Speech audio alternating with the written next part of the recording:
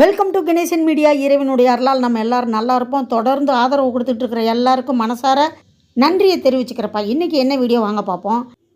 தொடர் நீர்மோர் திருவிழா நடந்துகிட்டு இருக்கிற பதிவு உங்களுக்கு நான் போட்டுக்கிட்டு இருக்கேன். நீங்களும் ஆதரவு கொடுத்துக்கிட்டு இருக்கீங்க. ஒரு பழமொழி சொல்லுவாங்க, சோதனையா வேதனையா சாதனையான்னு. அது மாதிரி ஒரு கஷ்டமான விஷயமும் நடந்துச்சு, அதுக்கு முன்னாடி ஒரு சந்தோஷமான விஷயமும் நடந்துச்சு. வாங்க வீடியோ எல்லாத்தையும் பார்ப்போம். இன்றைக்கும் 5ஆம் நாள் அதே மாதிரி பாரத மாதா தாயை வணங்கிட்டு நல்லபடியாக நம்ம செய்யலாம் அப்படின்னு ஆரம்பித்தா, அதுக்கு முன்னாடி ஒரு சந்தோஷமான நிகழ்ச்சி நடந்திருக்கு. எல்லாருக்கும் பிடிச்ச நிகழ்ச்சி, கண்டிப்பாக நீங்கள் வரணும் அப்படின்னு வேண்டிக்கிட்டு இருக்கிற நிகழ்ச்சி. பாரத மாதா தாயை கும்பிட்றதுக்கு முன்னாடியே இருங்க நான் வர்றேன், நீங்கள் மட்டும்தான் நீர்மோர் பழங்களெல்லாம் கொடுத்துட்ருக்கணுமா, நான் கொடுக்கக்கூடாதா அப்படின்னு சொல்லி இறைவனே ஒரு கருணை காட்டியிருக்காரு. அதை அப்புறம் நான் சொல்கிறேன் உங்களுக்கு. இப்போ பார்த்தீங்கன்னா, குமரி கிருஷ்ணன் ஐயா அவர்களுக்கு சால்வை அணிவித்து மரியாதை செய்யலாம் அப்படின்னா, ஐயா அவர்கள் என்ன பண்ணிட்டாங்கன்னா, தொடர்ந்து நீர்மோர் திருவிழா நீங்கள் தான் நடத்திட்டு இருக்கீங்க, உங்களுக்கு தான் நான் மரியாதை செய்யணும் அப்படின்னு சொல்லிட்டு சால்வையை அப்படியே ஆர்கே ராமலிங்க ஐயா அவர்களுக்கு அணிவித்து மரியாதை செஞ்சார். நீர்மோர் பழங்களை குமரி செஞ்சவர்கள் மக்களுக்கு வாங்குவார். அனைவரும் பெற்றுக்கொள்ளுமாறு அன்போடு வேண்டும் என்று கேட்டுக்கொள்வேன். பாரத் மாதா கி ஜெய்.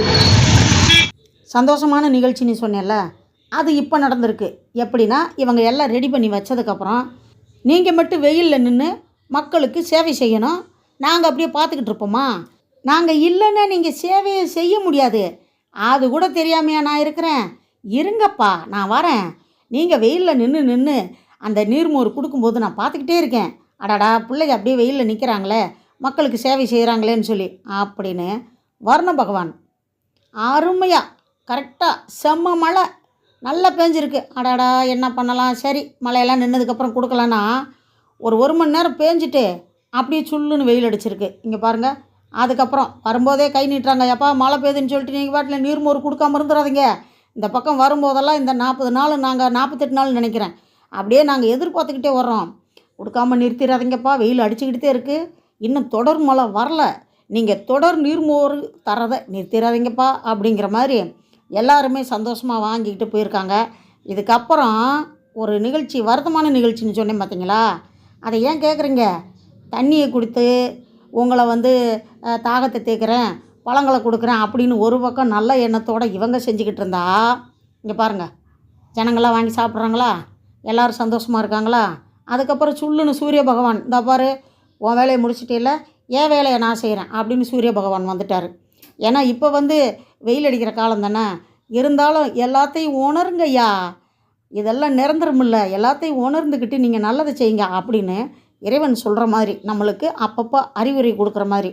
இப்போ இவங்க கொடுத்து முடித்ததுக்கப்புறம் இன்னொரு முக்கியமான வீடியோவை காட்டுறேன். இங்கே பாருங்கள். இது 2 நாளைக்கு முன்னாடி நடந்தது. நாங்கள் நீர்மோர் திருவிழாவை முடிச்சுட்டு அப்படியே கிளம்புறோம். அதாவது ராமலிங்க ஐயா ஆஃபீஸ்க்கு கிளம்புறோம். ஒருத்தர் நின்று பேசுகிறாரு பாருங்க, பார்க்க நல்லா இருக்காரா, டிப்டாப்பாக இருக்காரா, நல்லா அருமையாக பேசுகிறாரா? ஆனால் இவருடைய வேலையை பார்த்திங்கன்னா கன்றாவி. நாங்கள் ஆஃபீஸ்க்கு வந்துட்டோம், எங்கள் பின்னாடியே வந்துட்டார். நாங்கள் என்னடா ஐயாவுக்கு தெரிஞ்சவங்களாக இருப்பாங்கன்னு பார்த்தா, நல்லா தண்ணி அடிச்சிருக்காரு, போதையில் இருக்கார், இருந்தாலும் கொஞ்சம் தெளிவாக பேசுகிறாரு. அவரை நினைக்கும் போது கஷ்டமாக தான் இருந்துச்சு. அவர் சொன்னதெல்லாம் கேட்டிங்கன்னா உண்மையிலேயே என்னடா இப்படி ஒரு வாழ்க்கை இந்த மனுஷனுக்கு, இப்படி இருந்த மனுஷன் இப்படி ஆகிட்டாரேன்னு வருத்தமாக இருக்கும். இதில் என்ன ஒரு காமெடினா, நம்மளை சுற்றி இருக்கிற மக்கள் நல்லா இருக்கணும், வெயில் காலத்தில் கஷ்டப்படுறாங்களே அப்படின்னு ஆர்கே ராமலிங்க ஐயா அவர்கள் செஞ்சிட்ருக்காங்க. அவங்க கூட இருக்கிறவங்க உதவி பண்ணிகிட்ருக்காங்க. இவர் என்ன பண்ணிகிட்ருக்காருன்னா, உடம்புல இருக்கிற ராஜ உறுப்பு 5 கெட்டு சீரழிஞ்சு சின்னாபின்னமாகிற மாதிரி நல்ல குடி, நல்ல போதை சொல்கிறாரு. இவர் பேர் கூட சரியாக தெரியல. நான் கல்யாணம் பண்ணி நல்லாத்தையும் இருந்தேன், என் பொண்டாட்டி என்னை விட்டு போட்டு ஓடி போயிட்டா, பிள்ளைகளை கூப்பிட்டு போயிட்டா, நான் இப்போ தனியாக நிற்கிறேன், எங்கள் அம்மா செத்து போச்சு, செத்தது கூட போக முடியல, கோயம்பேட்டில் இருந்தேன், பஸ்ஸுக்கு காசு இல்லை அப்படிங்கிறாரு. உடனே இந்த மாதிரி நிலமை உனக்கு எப்படி வந்துச்சு அப்படின்னா, வேலை செஞ்சுட்டு நான் 25,000 பணம் வச்சுருந்தேன், செல்லு வச்சுருந்தேன், தூங்கிட்டு இருக்கும்போது யாரோ திருடிட்டு போயிட்டாங்க அப்படிங்கிறாரு. அது மாதிரி கதையெல்லாம் நிறைய கேட்டுட்டோம். இருந்தாலும் அவர் சொல்லும்போது கேட்போமே அப்படின்னு தான் கேட்டோம். நல்லா வேலை செஞ்சு, அதாவது கூலி வேலை தான், நல்லா சம்பாரித்து நல்லா இருந்திருக்காரு. இவருக்கு 2 பசங்க வேறு. மனைவி இவருடைய இந்த குடிப்பழக்கத்தால் வீட்டில் பிள்ளைகளும் கெட்டு போகிறாங்க, வெளியில் குடித்தா என்னை வந்து காவல்துறை அதிகாரிகள் சில பேர் மடக்கி அடிக்கிறாங்க. சரி வீட்டுக்கு எடுத்து வந்து குடித்தோம்னா வீட்டில் பிள்ளைங்க கெட்டு போகும் அப்படின்னு பொண்டாட்டி போட்டு அடிக்கிறா. அதனால் குடிச்சு போட்டு நான் எங்கனையாவது படுத்து கிடப்பேன். இது பிடிக்காம என் பொண்டாட்டி வீட்டை விட்டு ஓடி போயிட்டா. சொந்த பந்தமும் என்னை விரட்டி விட்டுருச்சு. நான் இப்போ என்ன செய்ய? இந்த குடினால தான் என் குடும்பம் கெட்டு சீரழிஞ்சு போச்சு அப்படின்னு சொன்னார். சரி கரெக்டு தான். குடியை கெடுக்கும்னு போட்டிருக்கல, நீ ஏன் குடிச்ச அப்படின்னு கேட்டால், அவங்க விற்கிறாங்க நான் குடிக்கிறேன் அப்படின்னாரு. அப்போ நாங்கள் எல்லாருமே கேட்டோம், கடையில் விஷம் விற்கிது நீ வாங்கி குடிப்பியான்னு. உடனே அதை குடித்தா நான் செத்துருவேல்ல அப்படின்னாரு. அதை குடித்தா செத்துருவேன்னு தெரியுதுல்ல, அப்போ இதை குடித்தா நீ கெட்டுருவேன்னு தெரியுமில்ல, குடியை கெடுக்கும்னு எழுதி போட்டிருந்து எதுக்கு வாங்கி குடிக்கிற? நீ திருந்த வேண்டியதானே. நீங்கள் எல்லோரும் குடிக்காமல் இருந்தாவே விற்க மாட்டாங்கள்ல அப்படின்னெல்லாம் அறிவுரை சொன்னோம். இருந்தாலும் கஷ்டப்பட்டு குடிச்சிக்கிட்டு இருந்தோம். இப்போ எங்களுக்கு இன்னும் ஈஸியாக கிடைக்குதுனாரு. நீ கெட்டு சீரழியணும்னு முடிவு பண்ணிட்ட, அதனால் உன்னைய திருத்த முடியாது, நீ எப்படியாவது போ அப்படின்னு டிக்கெட் எடுத்து கொடுக்கணும் செய்யணும்னா கூட அவருடைய இது வந்து இந்த இடத்த விட்டு நகர மாதிரியே இல்லை. ஒரு பாட்டில் கூட வரும், திருடனாய் பார்த்து திருந்தாவிட்டால் திருட்டை ஒழிக்க முடியாதுன்னு. இப்போ நான் ஒரு வரி சொல்கிறேன், குடிகாரராய் பார்த்து மறக்காவிட்டால் மரணத்தை தடுக்க முடியாது. பிரியாமா கேட்குற கேள்விக்கு இவர் என்ன சொல்கிறாரு பாருங்க. பொண்டாட்டி நம்பர் இல்லக்கா, போன் எல்லாம் தூக்கிட்டு போயிட்டாங்க. என் நம்பர் கூட சொல்றேன், கால் பண்ணி பாருங்க, சுவிட்ச் ஆஃப்ல இருக்குக்கா. நம்பர் கொடுத்தா உங்க நம்பர் இருக்கு, உங்க ஒய்ஃப் நம்பர் உங்களுக்கு மனப்பாடம் இல்லையா?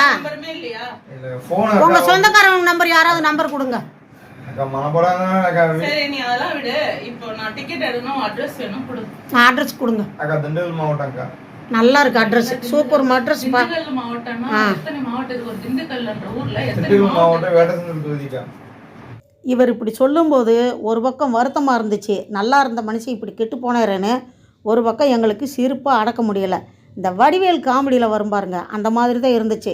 என்னத்தை தான் நம்ம சிரித்தாலும் என்னத்தை தான் வருத்தப்பட்டாலும் இவங்கெல்லாம் திருந்த போகிறதில்ல. ஏன்னா குடிச்சு மழுங்கி போச்சு. இவங்களுக்கு பொறுப்பு இருப்பு, கௌரவமாக இருக்கணும், நம்ம பிள்ளைகளை வளர்க்கணும், அந்த இது எதுவுமே கிடையாது. அதனால் என்ன பண்ணிட்டோம், சரி இந்த இடத்த விட்டு அவர் நகர மாட்டேங்கிறாரு, அவர் என்ன அடித்தா திறத்த முடியும், பாவமாக வேறு இருக்குது. அதனால் என்ன பண்ணிட்டோம், பஸ்ஸுக்கு நாங்கள் காசு கொடுக்குறோம், நீ கிளம்பி போன்ட்டோம். ஏன்னா அட்ரஸு சொல்ல மாட்டேங்கிறாரு. எந்த ஊர் அப்படின்னு சொன்னால் தானே நம்ம கரெக்டாக வந்து டிக்கெட்டு போட்டு கொடுக்க முடியும். மாவட்டம்ங்கிறாரு, எதையோ சொல்கிறாரு. ஆனால் பார்க்குறதுக்கு பாவம் நல்லா தான் இருக்கார். ஒன்றும் பணம் இங்கே பாருங்க, அப்படியே உட்காந்துருவார். உட்காருப்பா விஷயத்த சொல்லுனா உட்காந்துக்கிட்டு எந்திரிக்க மாட்டார். அதுக்கப்புறம் என்ன பண்ண முடியும்? நான் காசு கொடுக்குறேன், ஒழுங்காக நீ வீடு போய் சேரணும். இப்படியே பொய்யே சொல்லிக்கிட்டு நீ அங்கங்கே போய் காசு வாங்கி குடித்து உன் உடம்பையும் கெடுத்து நீ கட்டிட்டு வந்த அழகான பொண்டாட்டி பிள்ளைகளெல்லாம் விட்டுட்டு சீரழியாத. எப்படியாவது திருந்தி உன் குடும்பத்தை நல்லபடியாக நடத்தப்பார். உன்னைய பெற்ற தாய் தகப்பை எப்படி வருத்தப்படுவாங்க. உன்னைய பார்த்து 4 பேர் நல்லா இருக்கிற மாதிரி கற்றுக்க, உன்னைய பார்த்து 4 பேர் சீரழிகிற மாதிரி கற்றுக்காத அப்படின்னு சொல்லி நிறைய அறிவுரைகள் வந்து நம்ம மனித உரிமை தலைவி பிரியா அவங்களும் சொன்னாங்க. ஆர்கே ராமலிங்க ஐயா அவரும் சொன்னார். எங்களுக்கு உண்மையிலே ரொம்ப கஷ்டமாக இருந்துச்சு. ஏன்னா நல்லா இருந்த மனுஷன் இப்படி ஆயிட்டாரே. இந்த குடிப்பழக்கம் தானே இன்றைக்கி இவரை இந்த நிலைமைக்கு கொண்டு வந்திருக்கு. இவர் ரோட்டில் எங்கேயாவது அதிகமாக போதை ஏறி விழுந்துட்டா, இப்படி ஒரு மனுஷனுடைய உயிர் போயிடுச்சுன்னா அந்த மனைவி மக்கள் அவங்கெல்லாம் என்ன கஷ்டப்படுவாங்க. இன்றைக்கி கஷ்டப்பட்டுட்டு தான் இருக்காங்க. இருந்தாலும் போன உயிர் திரும்புமா? வருத்தமாக இருந்துச்சு. கையில் காசை கொடுத்து அனுப்புவோன்னு முடிவுக்கு வந்துட்டோம். ஏன்னா அவர் ஒரு நோக்கத்தில் தான் இருக்கார், திருந்துற மாதிரி தெரியலை. அதுக்கப்புறம் காசை கொடுத்தோம், அதை நீங்கள் வீடியோ எடுக்காதீங்க அப்படின்னு வேறு கேட்டுக்கிட்டாரு. வீடியோ பிடிச்சிருக்குன்னு நினைக்கிறேன். முழுசாக வீடியோ பார்த்ததுக்கு ரொம்ப நன்றி தெரிவிச்சுக்கிறப்பா. அடுத்த வீடியோவில் சந்திக்கலாம். அதுவரை பாய்ப்பா.